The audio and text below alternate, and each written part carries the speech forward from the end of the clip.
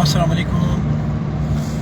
اس وقت میں ادینہ چھوٹا لاہور روڈ پہ جا رہا ہوں۔ تھوڑا سا آپ پہ دکھا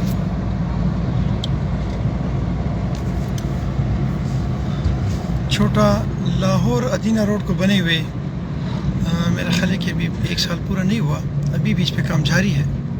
یار حسین سے آگے ادینہ تک کا جو پورشن ہے اس پہ ابھی کام جاری ہے۔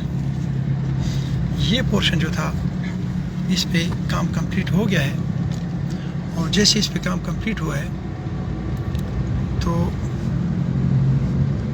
ہمارے اس پاکستان کے قانون کے مطابق، جسے دوسرے الفاظ میں شودگیری کا قانون کہا جاتا ہے، یہ گیس کی پائپ لائن ادھر بچھا دی گئی ہے، رکھ دی گئی ہے، اس کی ویلڈنگ ہو گئی ہے۔ چھوٹا لاہور سے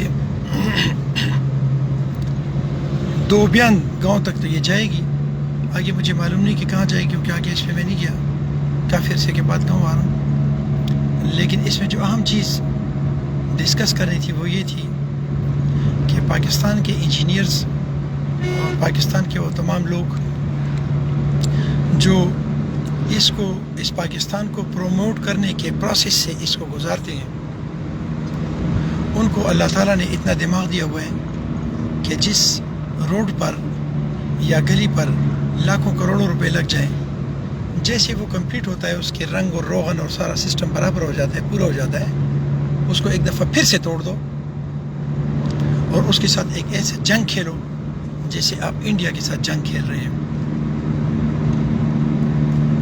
میں اس چیز پہ بہت حیران ہوتا ہوں کہ آخر ہمارے اس ملک میں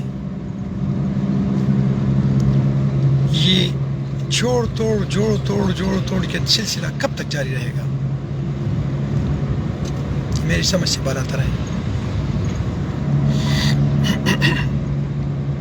اللہ کرے کہ میری اس مادھرتی میں اس قسم کے لوگ پیدا ہوں جو اپنی اس دھرتی کے ساتھ فیئر ہوں، اور اسے بنانے سے پہلے اس میں وہ تمام تر لوازمات، چاہے وہ سیوریج ہو، چاہے وہ پل ہوں، چاہے وہ نالے ہوں یا گیس ہو، جو بھی ہو اس کو کمپلیٹ کریں، اور اس کے بعد اس کو ایک ہی دفعہ صحیح طریقے سے پکا کریں۔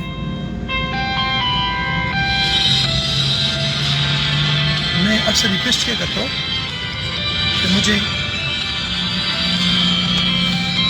لائیو پروگرام کے دوران کال مت کریں۔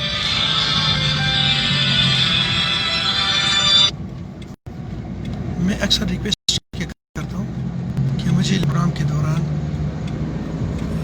کال نہ کیا کریں، اس سے میرا سارا پروگرام گڑبڑ ہو جاتا ہے۔ یہ ایک